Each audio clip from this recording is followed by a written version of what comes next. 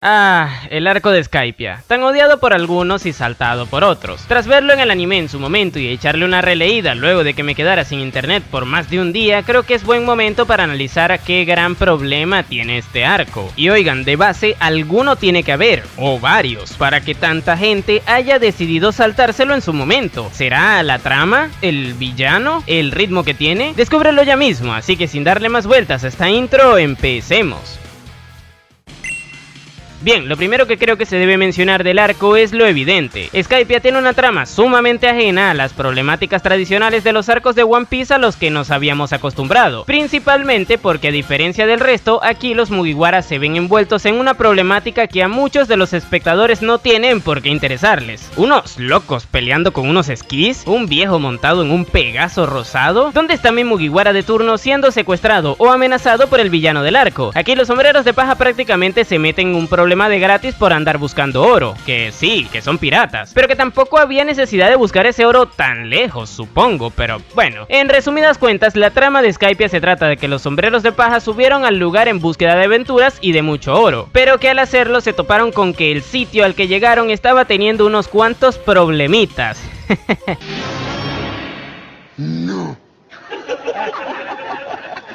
Cuando no, imagínense lo aburrido que sería llegar a una isla en donde no ocurriera nada, pero bueno, resulta que en el lugar había un conflicto entre los Shandians, que son los indios morenitos, y sí, sé que actualmente no se les dice indios, sino de otra manera, pero cuando yo estudié en primaria se les decía así, y mi piel color cartón mojado me permite decirles como yo quiera. Supongo. No digas mamadas, Mary Jane. Pero bueno, el punto es que esa gente andaba molesta porque hace 400 años atrás, una explosión en el mar, misma con la que los Mugiwara subieron de hecho, terminó haciendo que la parte de la isla en donde vivían se elevara por los aires y llegara hacia Skypiea. Y al caer ahí, los habitantes originarios de las tierras celestiales les expulsaron de su hogar, haciendo que tuvieran que vivir fuera de ahí. Esto obviamente ocasionó que los Shandians se molestaran y durante generaciones intentaron recuperar sus tierras. Es aquí donde entra el viejo del Pegaso en acción, que era el antiguo gobernante de Skypiea y que ahora actuaba como una especie de protector de la gente luego de que Enel le haya quitado el puesto. Y como ahora Enel era el gobernante, los Shandians se debían enfrentar a él para recuperar sus tierras. Y aquí ustedes pensarán que la trama no suena nada mal, y están en lo correcto al pensarlo, pero el problema que yo le veo a esto es que todo este contexto se da bastante tarde a mi parecer, es decir, que cuando llegamos solo vemos a ese poco de locos cayéndose a palos y no entendemos las razones por las que lo hacen. No es hasta unos cuantos capítulos más adelante. Ese no es asunto mío. Yo creo que entre esto y lo del tema de que no es un inicio de arco convencional donde nos motiven a ver cómo Luffy se madrea al villano de turno es lo que saca a mucha gente de la trama. Imagínense que ya de por sí no conectaran con el objetivo de tener una aventura por parte de Luffy y que encima lleguen a un lugar donde mucha gente se está peleando y no entiendan la razón del por qué lo hacen. Creo que esto es lo que sacó a mucha gente de la trama, y ya cuando existe esa desconexión, cosa que a mí personalmente no me pasó con Skypiea, pero que sí que me pasó con Steel Ball Run, un manga de yoyos, el desinterés hace que te saltes detalles de la propia historia, o que si los llegas a captar no les des tanta importancia. Y fíjense que Skypiea tiene un montón de cosas interesantes, como por ejemplo, ahí Robin encontró un poneglyph que explicaba lo del arma ancestral de Poseidón. Y aquí hago un inciso, miren que yo no tengo nada personal en contra de Robin, pero eso de que fuera arqueóloga y que hayan tenido que ser los indiecitos los que le dijeran que revisara bien la campana para que se diera cuenta de la nota que dejó Roger ahí, y que haya dejado el poneglyph a medio leer, son dos cosas más que demuestran lo que vengo diciendo desde hace ya un muy buen rato. Nico Robin como arqueóloga es bastante deficiente.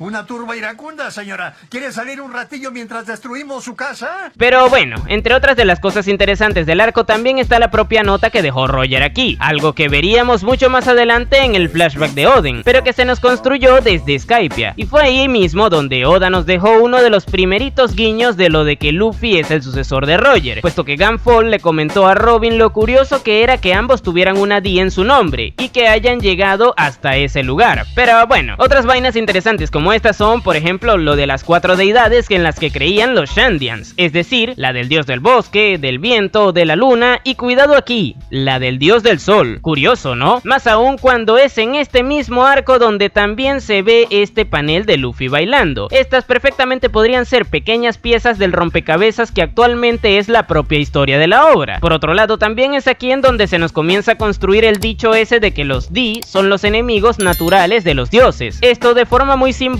con Luffy siendo el enemigo natural de Enel, un tipo que se creía un dios, justamente por ser de goma, lo que le hacía inmune a su poder, representando así el mensaje del arco, el cual es el de que los dioses solo tienen poder sobre las personas que creen en su existencia. Y como Luffy nunca le vio como una deidad, por ende siempre fue inmune. Y esto obviamente es una alegoría dentro de la propia historia, ya que Zoro tampoco creía en Enel y a él sí que se lo achicharraron. Pero bueno, también están pequeñas cositas que nos explican un poco mejor lo de que Shandora, la ciudad de oro, fue una de las últimas que quedó en pie luego de la gran guerra del siglo vacío, y que la misma y sus habitantes cumplían la función de resguardar el Poneglyph, dándonos más cositas referentes al lore profundo de One Piece, o también la historia de Nolan y Calgara, que aquí debo decirlo, es increíble, cuando la vi me encantó. Joder, esto sí es cine.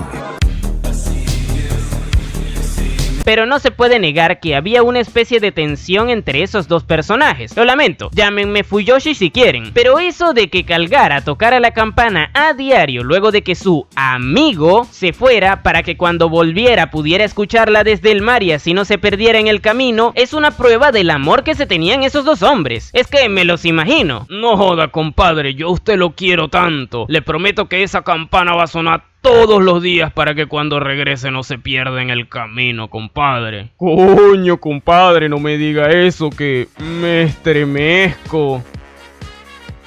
Lo suponía.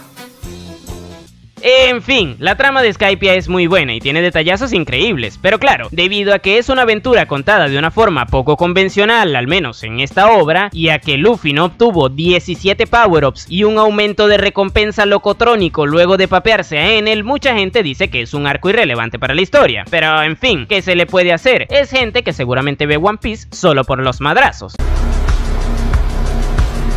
Ahora bien, este no es el único error, por definirlo de alguna manera, que hace que Skypiea sea un arco mal visto para muchas personas que siguen la historia, ya que si sigo avanzando en el análisis, luego está el temita del villano, y es que a diferencia de muchos otros grandes villanos a los que Luffy se ha enfrentado, con Enel sucede que el prota era inmune a todos sus ataques más poderosos, y esto obviamente le resta a Enel como villano de un shonen. Imagínense a Kaido, por ejemplo, no pudiéndole hacer nada a Luffy con sus habilidades más potentes desde su primer encuentro. Obviamente esto bajonearía a un montón de personas, ya que se pierde ese sentido del peligro al ver al prota encarársele. Y claro, aquí muchos ya sabemos que ese sentido se perdió desde hace mucho en el momento en el que nos dimos cuenta de que los Mugiwara no tienen ningún tipo de daño significativo tras derrotar a sus enemigos. No jodas, ¿en serio? Pero bueno, el punto aquí es que Enel no infundía el respeto que debería cuando tenía a Luffy al frente, y eso es algo que perjudicó a su papel como villano, que ojo, no lo hace mal, aunque a mí no me terminó de convencer el tema de que ya tuviera el plan hecho y que solo estuviera jugando con todos durante el arco simplemente por capricho de ser un dios. Aparte, su plan no tenía por qué incluir el destruir completamente a toda Skypiea junto a sus habitantes, pero supongo que el señor con ínfulas de grandeza debía demostrar su majestuoso poder. De hecho, una cosa graciosa de todo esto es que Enel al final sí que logra su objetivo, el cual por cierto era el de llegar a la luna. Solo le bastó que Luffy le explicara rápidamente que eso de andar queriendo transformar en polvo a todo y a todos los que le rodeaban igual era de mala educación.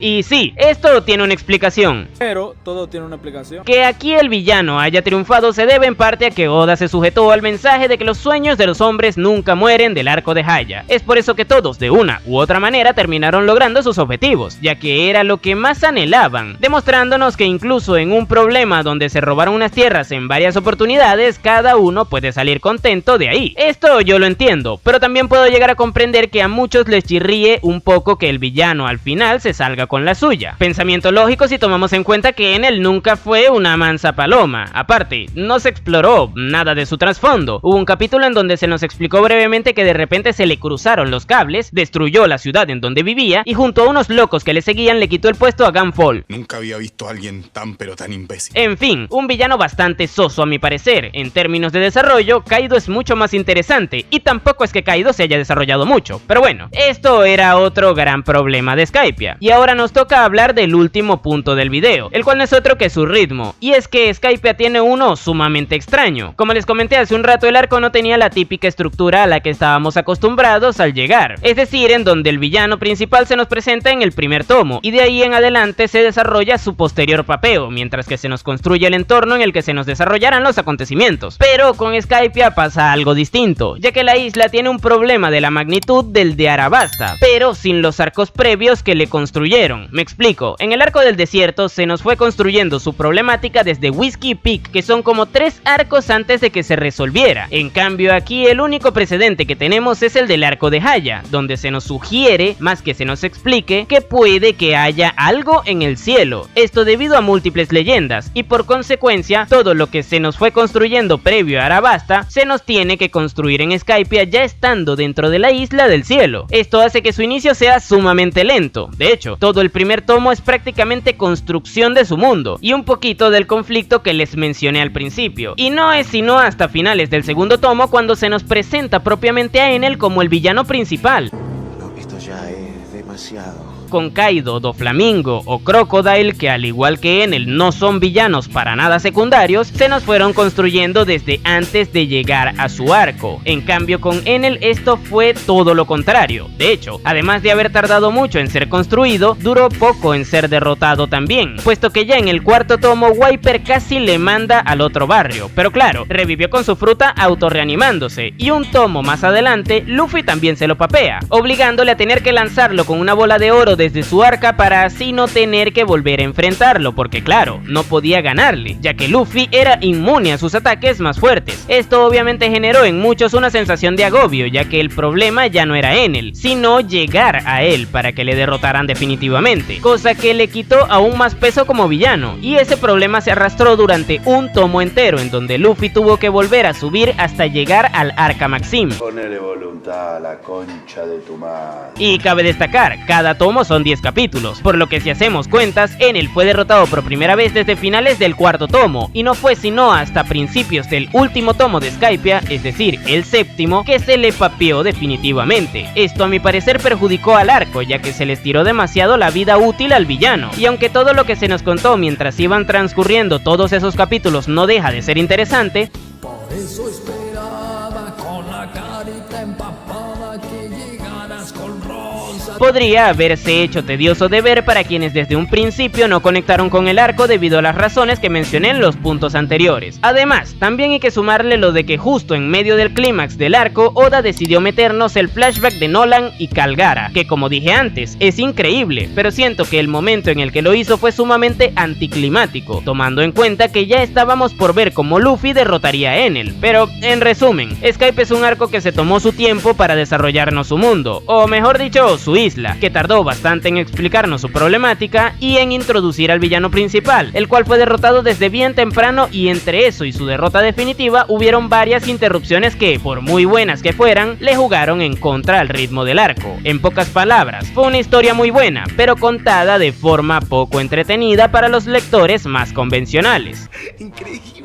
Pero en fin, como conclusión solo puedo decirles que sí, Skypiea es un arco que para el que no esté tan enganchado con One Piece puede llegar a parecerle pesado. Sin embargo, para los que estamos más metidos en la historia sí que puede ser un arco sumamente interesante de releer, ya sea por todas las pequeñas revelaciones que se nos dieron ahí, por la forma tan curiosa en la que se nos plantea el conflicto del lugar, por la problemática en sí misma que había entre los Shandians y los habitantes del cielo, o también por el cierre que esta tuvo, el cual a mi parecer es uno de los mejores cierres de arco que ha escrito Eiichiro Oda. Por ejemplo, si comparamos el arco de la Isla del Cielo con el del país de Wano, es que no tienen nada que ver el uno con el otro. Pareciera que que Skypiea fue cerrado por el Oda Prime, mientras que Wano más bien por un Oda que pasó 72 horas de fiesta y que escribió lo primero que se le pasó por la cabeza. La Isla del Cielo es un arco sumamente disfrutable y al poder tener todos los capítulos del manga a la mano, definitivamente no se hace tan pesado de ver como lo fue en el anime en su momento. Sonará mamador y todo, pero Skypiea gana muchísimo en retrospectiva, por lo que a mi parecer no está ni cerca de ser un mal arco. De hecho, tras echarle esa lectura subió muchísimas posiciones en mi ranking de arcos de One Piece. Ahora bien, ¿tú qué opinas al respecto? ¿Qué te parece este arco? Déjamelo en los comentarios. Yo por mientras te iré dejando por aquí más de mi contenido. Ahora sí, sin nada más que decir, tú puedes llamarme Napo y nos vemos en el siguiente video.